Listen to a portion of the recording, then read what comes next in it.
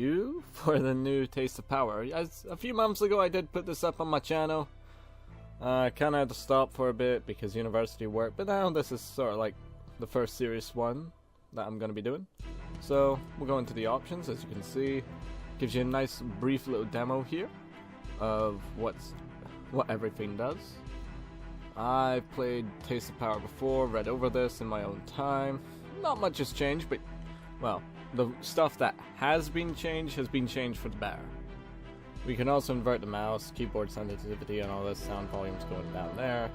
Gonna put the quality on high because I have that sort of power. No, nothing much has changed, which is good. Well, it's good that the interface hasn't changed. So we still have the two main factions. We have Undersky, which is sort of like Mongolia, Japan, all mixed together. New units. These guys, I believe, are new because these guys have lost their bow from last time. As you can see, gives you statistics and everything. Although there are a few spelling mistakes, but everyone has spelling mistakes. Trust me, you should see my history essays, it's hilarious. Ravens are the Mongolians. They used to have bows, but now they have shields and some smoke grenade ability, apparently. They're good against the European units, as you can see. Tells you what's good and bad. Ashigaru are tigers, so pretty much samurai, basic infantry, but they do a lot of damage. Two remote opponents, so potentially archers? Don't know. The Imperials here are the Imperial Guard of the Chinese, heavily armored, elite infantry, very good against cavalry.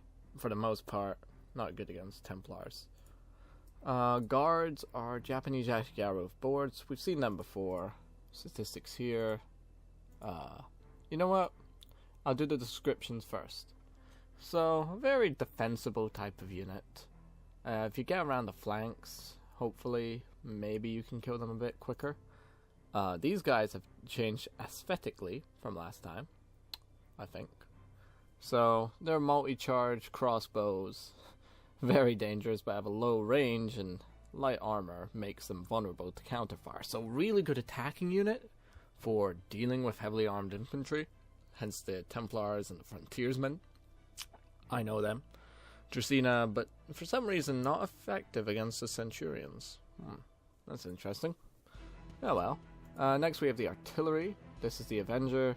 This one absolutely destroys your ears, from last time I checked. Hurricanes, there was another cavalry unit, but I guess they've gotten removed now and replaced. Because the Hurricanes just came with Samurai, but Samurai have been replaced. As you can see, the Hurricanes, fast cavalry. Very good, actually, but the high cost makes them ineffective in confronting the infantry of the rival. So, really good anti-cav. Just not that great against infantry. Interesting. The Samurai have been replaced with the Warlord. It is a chariot with mobile artillery, so potentially good hit and run value out of this thing. We'll go over the costs now, as you can see. Yeah, there's actually quite a lot. Accuracy, the tempo of the attacks, obviously, how often the unit attacks.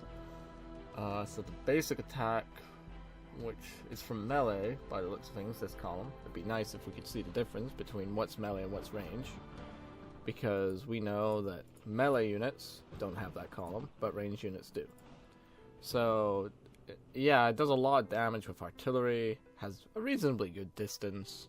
Armor is a bit cruddy though, but you know, that's the thing. This unit,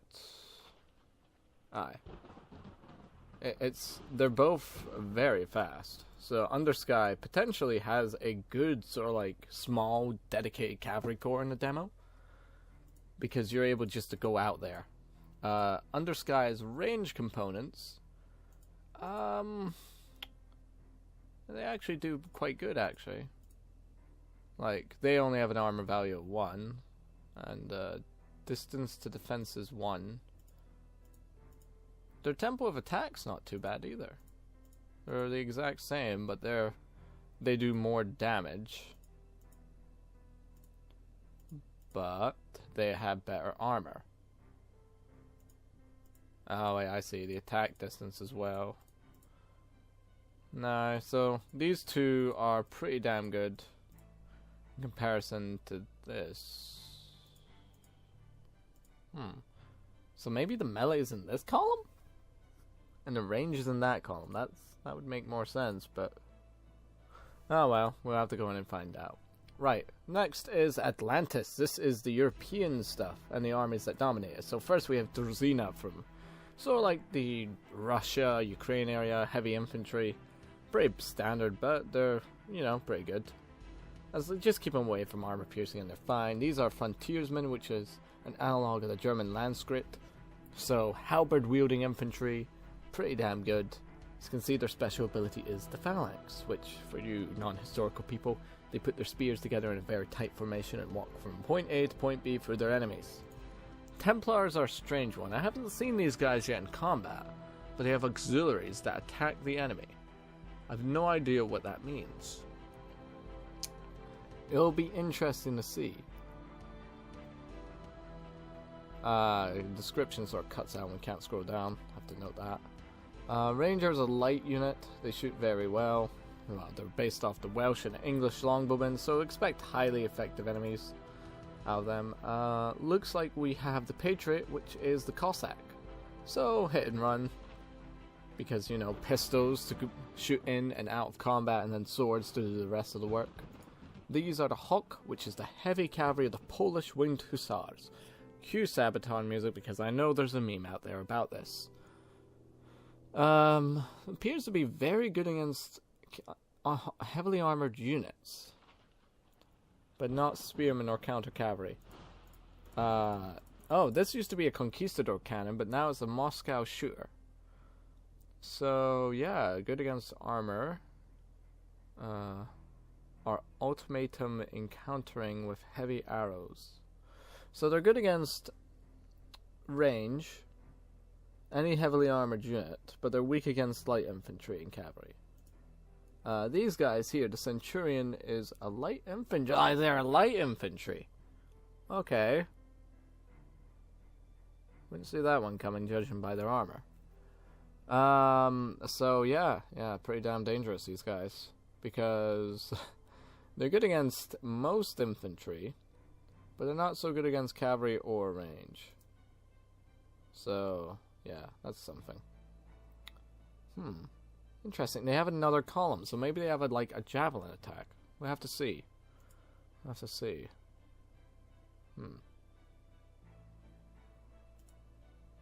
Oh, missed them. So the Winged Hussar, the Hussars are very well armored. Patriots not so much. You can view the rest there. They're pretty good at scaling though.